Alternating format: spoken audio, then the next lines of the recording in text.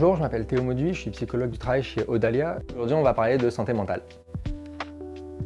Les signes d'un mal-être, ils vont être sur trois pans, sur le côté physique, le côté psychologique et le côté comportemental. Au niveau du plan physique, on peut voir qu'il va y avoir plusieurs signes, comme par exemple des maux de tête, une fatigue accrue ou des troubles musculo-squelettiques. Sur le plan psychologique, on va plutôt être amené à avoir une irritabilité ou de l'anxiété, alors que sur le plan comportemental, ça va surtout être visible au niveau d'une absence ou d'une baisse de motivation vis-à-vis du travail. Il est important de prendre ces signes tôt, parce que dès qu'ils sont ancrés, ça peut être plus compliqué de les enlever.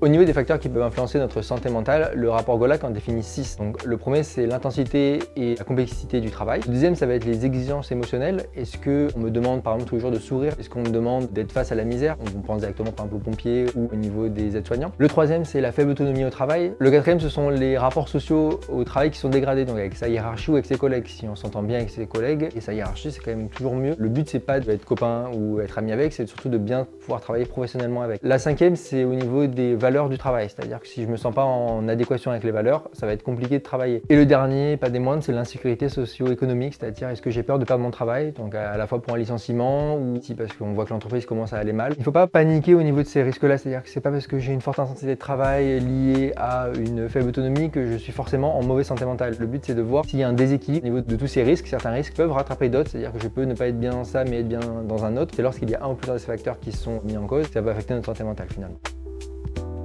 C'est la clarté des rôles qui est vraiment très importante. Savoir ce que je fais, savoir ce que les autres font, est-ce que les autres savent ce que je fais et est-ce que les autres savent ce qu'ils doivent faire. Moi en tant que psy, ce que je vois sur le terrain, ceux qui sont le mieux, on va dire, au niveau du travail, c'est ceux qui arrivent à mettre de la distance avec celui-ci, qui vont plutôt être dans le fait de séparer vie pro, vie perso. Pour ça, on peut avoir plusieurs choses, comme par exemple couper son téléphone en rentrant chez soi, faire du sport. Alors ça peut paraître bête parce qu'on dit oui, on fait du sport, c'est bien pour la santé mentale. Oui, mais ça permet aussi de bien déconnecter parce que c'est quand même assez compliqué de répondre au téléphone quand on est à la piscine ou gérer une réunion alors qu'on est en train de jouer un match de foot par exemple. Préserver sa santé mentale, finalement, c'est une démarche qui est active et quotidienne. Le but, c'est de savoir s'entourer. Le meilleur conseil que je puisse vous donner, c'est finalement de prendre soin de votre santé comme vous prendriez soin d'un proche. Donc n'hésitez pas à nous solliciter si vous avez les moindres questions.